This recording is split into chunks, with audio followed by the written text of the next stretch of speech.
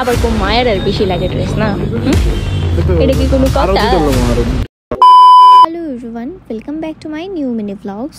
So সকাল সকাল আমি রেডি হয়ে বেরিয়ে পড়েছিলাম, তারপর চলে গেলাম টিউশনে। হঠাৎ করে দেখি বাইরের ওয়েদারটা কিছুটা এই রকমের হয়ে রয়েছিল। দেখতে অনেকটা সুন্দর লাগলেও বৃষ্টি হবে এটা কিন্তু কনফার্ম ছিল। বাড়ি আসার পথে না আমি নিয়ে নিয়েছিলাম আমরা কাঁচা কাঁচা আমরা খেতে খেতে একটা মুভি দেখে মুভিটাকে এনজয় করলাম। সন্ধেবেলা ও আর আমি মিলে প্ল্যান করে বেরিয়ে পড়লাম একটু শপিং করার জন্য। ও তো আমাকে ছাড়া শপিং করতেই পারে না।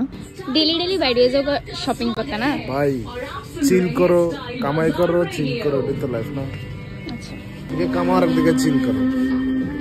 কিটা টুকাই তো সদ খান দিরা 3 দিন ধরে তো গাইতেছি একটা জিনিস আমার মন মতো হইছে আর পাইতাও না। পাইতে তো লাগবো না, দাম যত মন মতো হইলে। তারপর আমি ওকে বলছিলাম যে তাড়াতাড়ি করো, বাইরে ওয়েদারের অবস্থা কিন্তু অনেকটা খারাপ। ও এখানে একটা একটা করে সবগুলি আমাকে দেখাচ্ছিল যে কোনটা ভালো লাগে।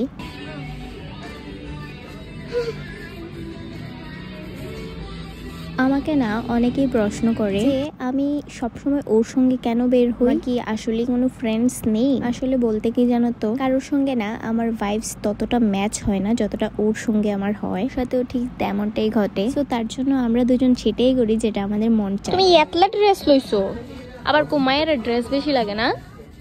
দেখো কতলা লইছো ড্রেস, আবার মায়ের ড্রেস বেশি লাগে না? হ্যাঁ, তোমরা ফুলার আর তো ড্রেস লাগে না, এতলা ড্রেস তো মায়ের আমি ভরমু না নি।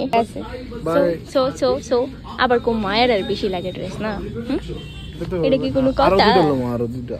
আচ্ছা, আরো দুইটা তিনটার থেকে এদিক থেকে একটা এদিক থেকে একটা পাট পাট। এখানে ও আমাকে দেখাচ্ছিল যে কোনটা কোনটা ট্রায়াল দেবে। তারপর ও চলে গেল ট্রায়াল দিতে আর আমি একটু চারপাশটা ঘুরে দেখছিলাম।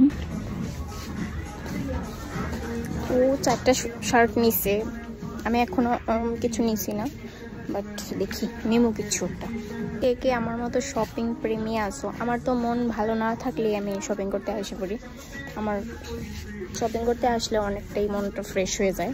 তোমরা কে কে আমার মতো আছো কমেন্ট করে কিন্তু জানাইতে অবশ্যই ভুলবা না। একটা জিনিস জানো তো কি, আমাদের কার জীবনের আয়ু কতটুকু আমরা কিন্তু কিছুই জানি না। জীবনে যা যা করার ইচ্ছে আছে আমার তো থাকলে সেগুলি এখনই করে নেওয়া উচিত আমি মনে করি, কারণ এখন মানুষের লাইফের কোনো গ্যারান্টি নেই। যাই হোক, আমি তো শপিং টপিং সব করে নিলাম।